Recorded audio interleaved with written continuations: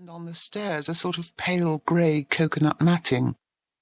The window curtains were of soft cotton and were palely lavender.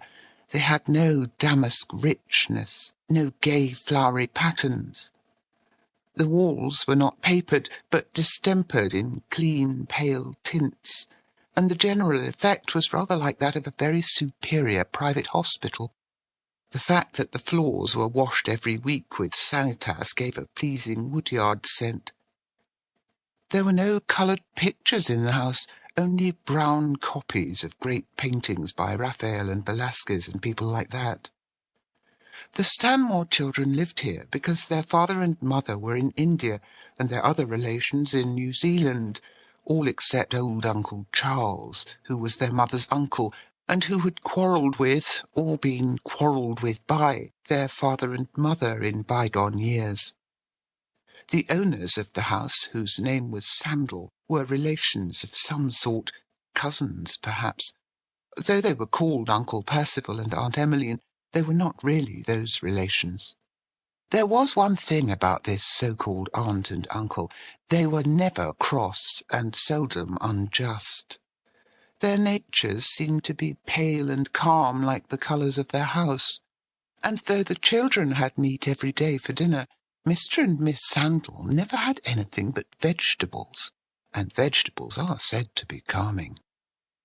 Now, India is a highly coloured country, as you may have noticed in pictures, and the Stanmore children felt faded in that grey house, and that is why they loved colour so much, and made so much fuss about the leopard skin, and the Indian embroideries, and the marigold flowers, and the little old red book, and the wreath of gold forget-me-nots outside it, encircling the words language of flowers.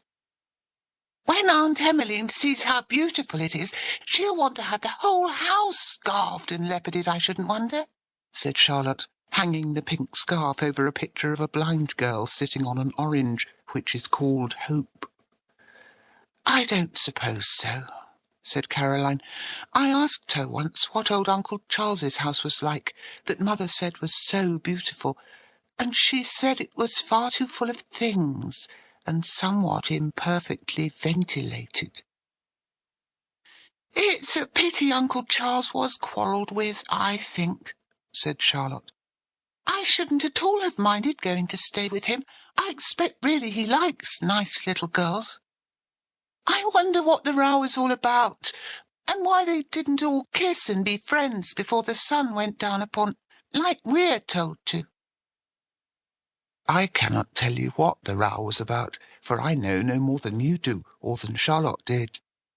And you must have noticed that grown-up people's quarrels are very large and most mysterious. When you quarrel with your brothers or sisters, it is always about some simple thing, as, for instance, who left your paintbrushes in the water, or who forgot your water-babies out in the hayfield, or whether it was you who upset the gum over your brother's map, or walked on the doll's house sofa that day when you all upset it scrapping and the furniture was put back in a hurry. Anyhow, your quarrels are soon over, because quarrelling is so uncomfortable, and besides, you have most likely been taught, as Charlotte had, that you must not let the sun go down upon your wrath.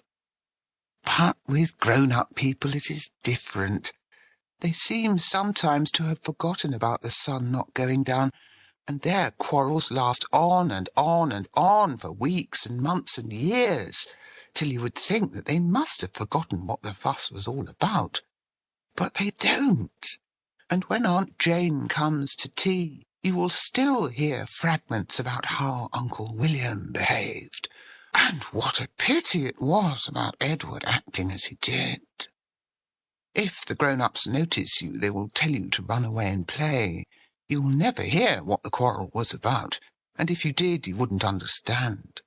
And if you understood, you'd probably think it was a silly fuss about nothing, and wonder how they could have kept it up all these years. For it is as likely as not that Uncle William did that unfortunate behaving of his many, many years ago, and that Edward acted in that extraordinary way long before you were born. The only thing you can find out for certain about these grown-up quarrels is that they